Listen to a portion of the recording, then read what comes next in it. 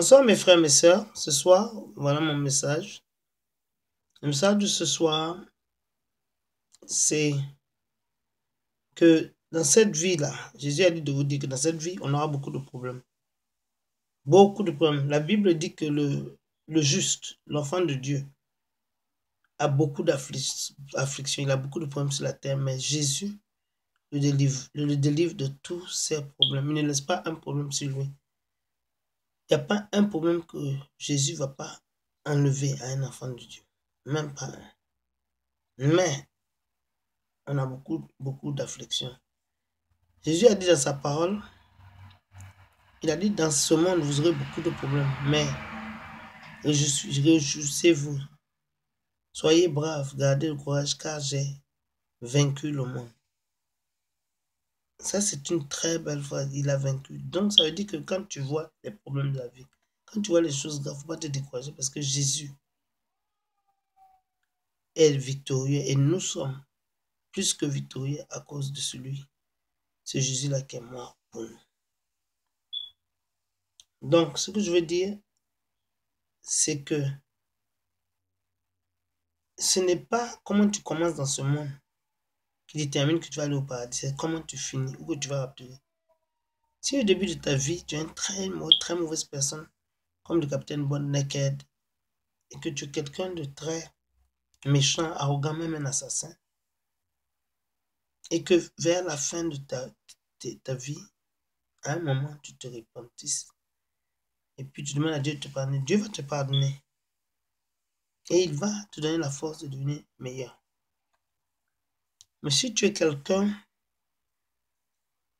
qui est, par exemple, quelqu'un qui est très bon et que tu deviens mauvais à la fin, tu ne dois pas être sauvé. Il faut faire très attention. C'est celui qui est vigilant jusqu'à la fin qui sera sauvé. Beaucoup de gens qui meurent, on dit RIP, RIP. C'est pas RIP, c'est pas RIP. Beaucoup de gens vont en enfer sur cette terre.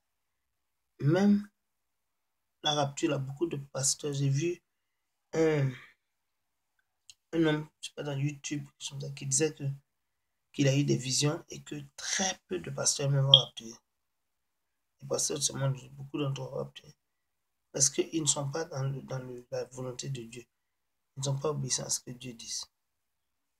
Les derniers temps-là, ça ne va pas être facile. Mais celui qui endure jusqu'à la fin, c'est celui-là qui sera sauvé. Celui qui s'accroche, celui qui persévère. On doit se battre. On doit faire le bon combat. Celui qui est le combat de nous repentir et de nous éloigner du mal. Parce que le Seigneur peut nous éloigner de tout ce qui n'est pas normal. Mais à condition que notre cœur soit penché vers lui. C'est un Dieu qui a compassion, qui a pitié des hommes. Parce que lui, il sait ce qui se passe après la mort. Il sait que ce n'est pas RIP.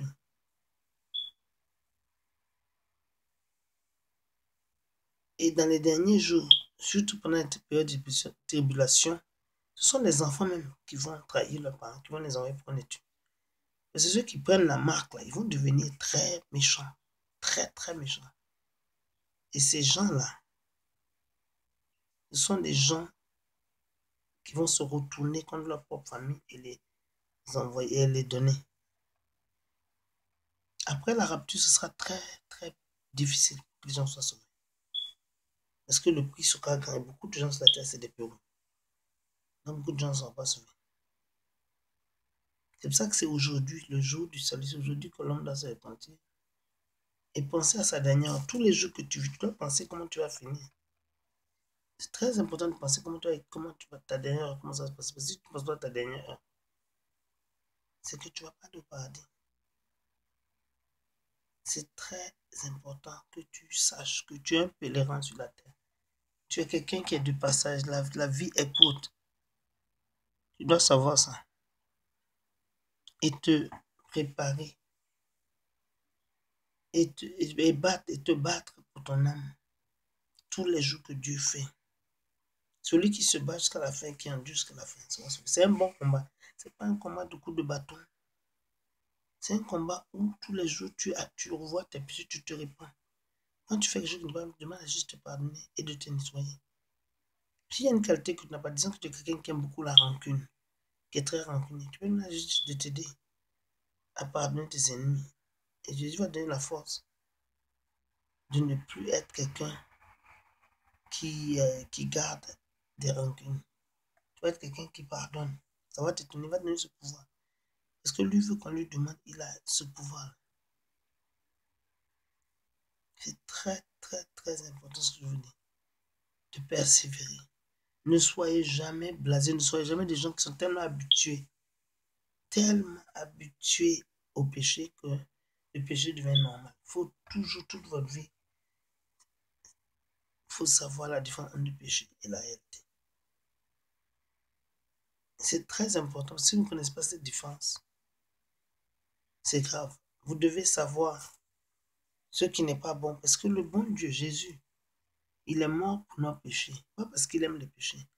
C'est le bon Dieu qui l'a fait mourir parce qu'il savait que l'homme n'est pas parfait. Mais l'homme qui prémédite, qui plaint, qui se prépare à pécher et qui fait des plans, le péché, c'est un homme qui ne va jamais voir Dieu. C'est quelqu'un qui aime le péché et qui n'a pas peur. La Bible est claire, il faut qu'on soit persévérant. Dans les derniers temps, ça ne va pas être facile. Mais Dieu va assurer son église avant l'enlèvement, comme il a fait avec le temps de Moïse. Il y a un danger. La plupart des hommes vont en enfer.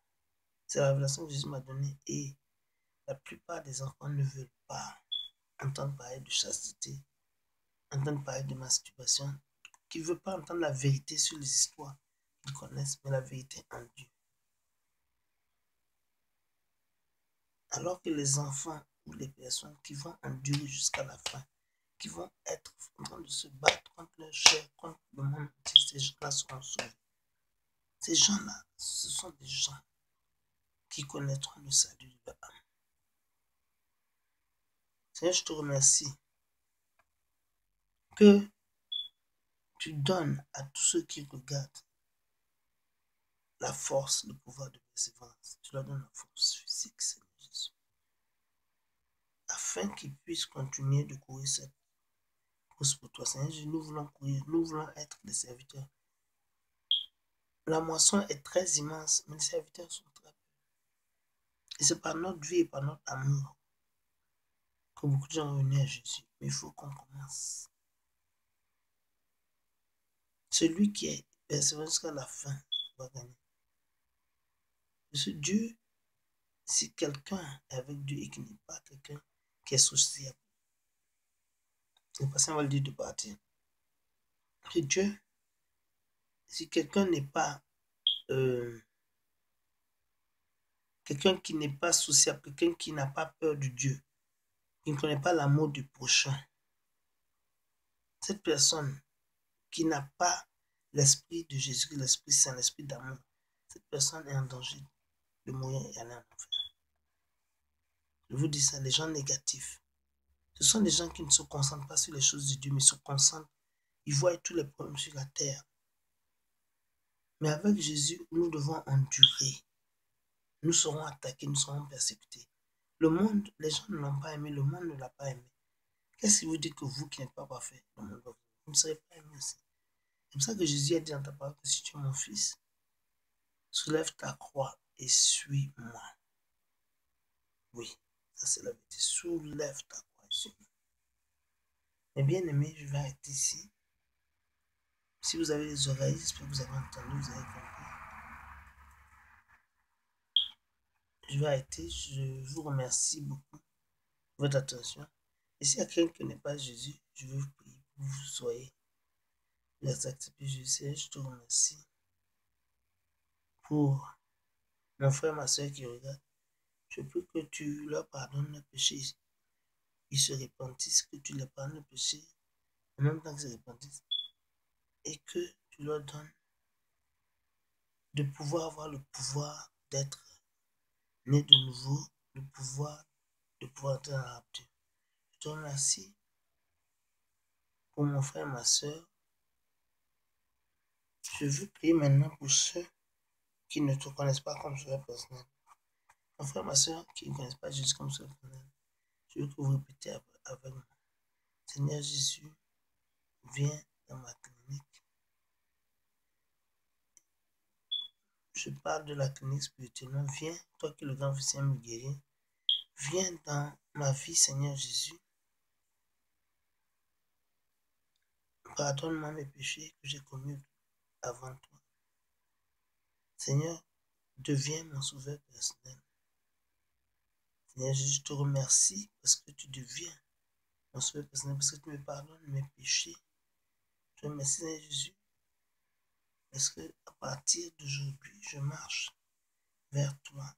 Et je te remercie que tu vas me changer de gloire en gloire et faire de moi cet enfant chrétien parfait que tu aimes. Je te remercie pour tout ce que tu as fait pour nous et par nous, parce que nous avons prié, que nous avons cru au nom de Jésus-Christ. Amen. Merci mon frère, ma soeur.